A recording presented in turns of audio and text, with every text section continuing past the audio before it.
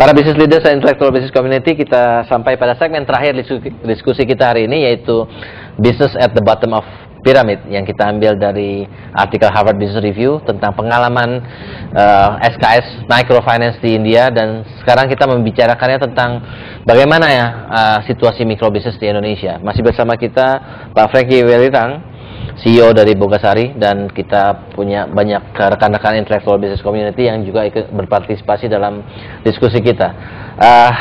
Berikutnya mungkin ada pertanyaan ataupun komentar dari Pak Heng Uno. Silakan Pak. Terima kasih. Sebetulnya pertanyaan yang ingin saya tanyakan sudah banyak dibicarakan antara Pak Franky sama Ibu sebelah, Ibu Putri. Upaya yang sudah dilakukan oleh Pak Franky dengan banyak micro bisnis yang kecil-kecil, mulai kami rintis dengan yayasan kami yang kecil, tapi kami mencoba mulai dengan yang usaha-usaha kecil yang berbasis agama di Bogor, di Bandung, dengan tujuan agar supaya ada penciptaan pekerjaan. Kami selalu mengapproach usaha-usaha kecil yang sudah jalan, ya.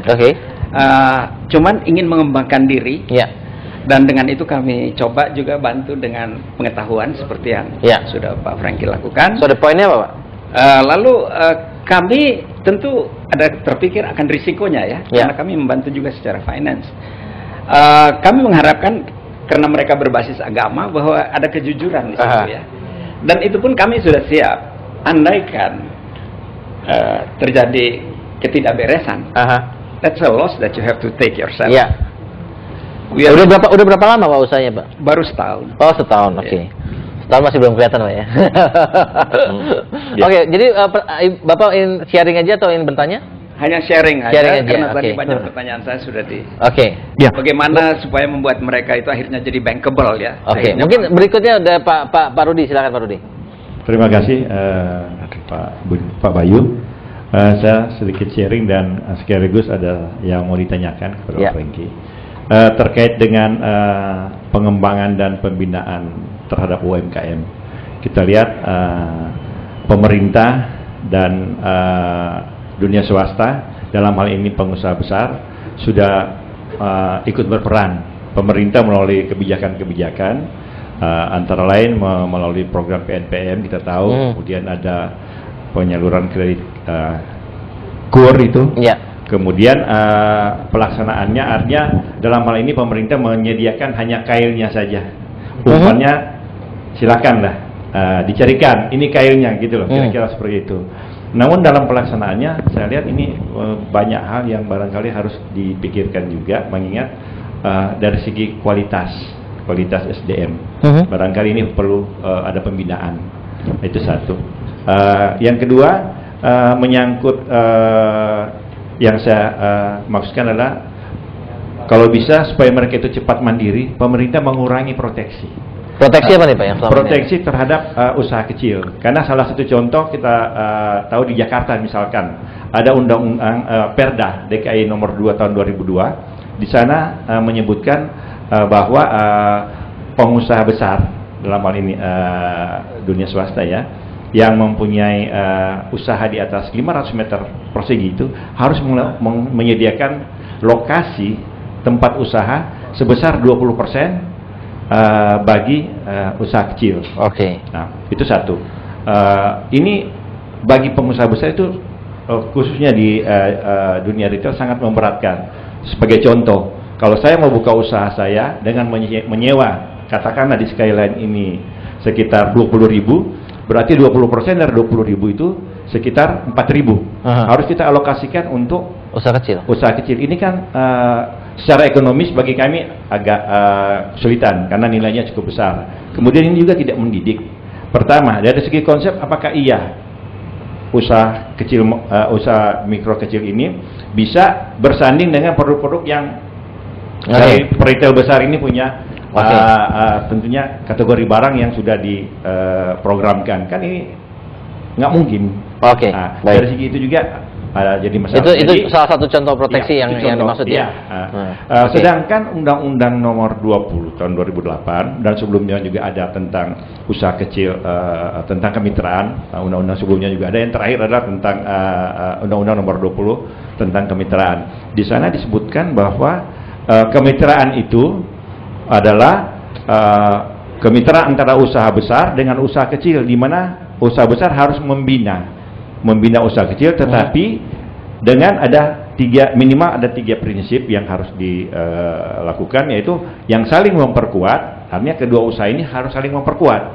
Kemudian saling membutuhkan, artinya kalau saya butuh, dia butuh, jalan kemitraan itu. Dan yang satu harus saling menguntungkan. Nah, dari segi prinsip ini tentunya harus kita jalankan sebagaimana mestinya. Sementara Perda Nomor 2 ini bertentangan. Pak Rudi, thank you.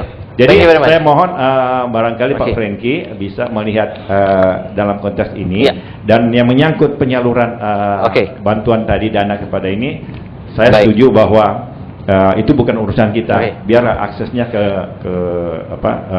perbankan mungkin.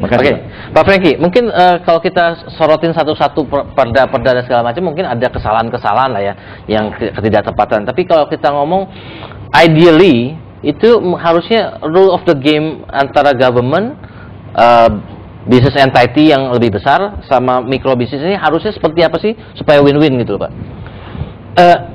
Supaya win-win dari jadi bagi pemerintah ini kan seharusnya hanya membuka ruang, seharusnya membuka, tidak perlu diintervensi sebetulnya. Dibuka harus didorong juga Pak tadi? Tidak, yang mendorong ini mungkin kalau dari pengusaha besar, pengusahanya bisa mendorongkan kok. Tapi tadi Pak Irwan katakan opportunity kan, misalnya untuk microfinancing itu harus didorong juga, yang Pak. menjadi masalah seharusnya, kalau saya dipertanyakan, undang-undangnya tidak menuju ke sana, ya kan? Kalau umpamanya tidak memberikan intervensi, perlu Pak, bagi saya. Ya, mungkin pihak perbankan itu umpamanya 5% di atas itu intervensi, ya kan, di dalam hal itu. Tapi undang-undang yang memberikan pengakuan hak berusaha itu nggak ada, dihilangkan. Hak pengusaha itu kan sama, tidak peduli dia besar, dia kecil, haknya sama. Tapi ini dibedakan gitu loh, ya kan? Nah, kelembagaannya tidak ada. Selama itu tidak ada, ini akan menjadi masalah terus. KUR, PNPM, itu kan tidak sustainable. Itu adalah suatu keputusan politis, bukan keputusan yang memberikan sustainability. Ya, nah itu. Tapi kita lihat dari sudut perusahaan saja. Jadi dalam rangka berpartisipasi dalam rangka pengembangannya. Nah, pengembangan daripada UKM itu tidak mungkin kita kirimkan karyawan, asal karyawan. UKM itu adalah pengusaha, ya, dia risk dengan dia punya usaha. Jadi pendamping yang berbicara dengan seorang UKM itu harus juga pengusaha, atau setidak-tidaknya business developer, manager yang cukup senior, yang mau duduk bersama-sama. Jadi dalam sekarang adanya diskrepansi, orang yang deal dengan UKM itu adalah orang-orang yang nggak ngerti dunia usaha sebenarnya Pak ya. Kadang-kadang kan kita kirimkan karyawan perusahaan. Jadi kalau perusahaan itu mengirim karyawan, nggak nyambung. Bahasanya tidak sama. Nggak nyambung ya Pak ya. Si UKM akan bilang, kamu kan terima gaji, saya kan tanggung jawab karyawan saya. Kamu kasih saya saran, resiko di saya salah.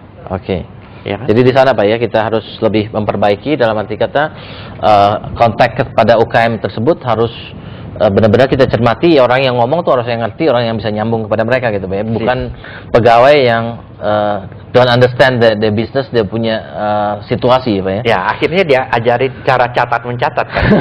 UKM tidak mungkin. Akhirnya diajarin cara jadi pegawai, Pak ya. jadi pengusaha gitu, Pak ya.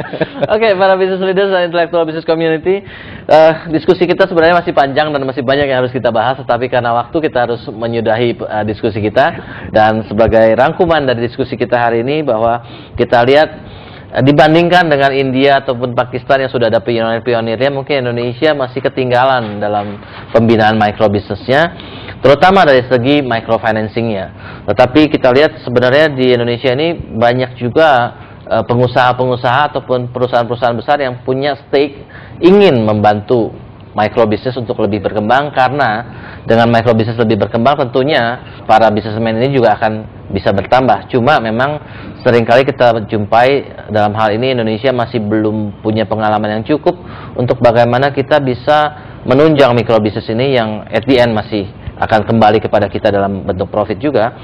Tetapi mungkin approach-nya masih belum cukup baik seperti yang dikatakan oleh Pak Franky. Seringkali approach-nya yang kita kirimkan adalah pegawai, sedangkan yang kita ajak bicara adalah pengusaha, sehingga nggak nyambung.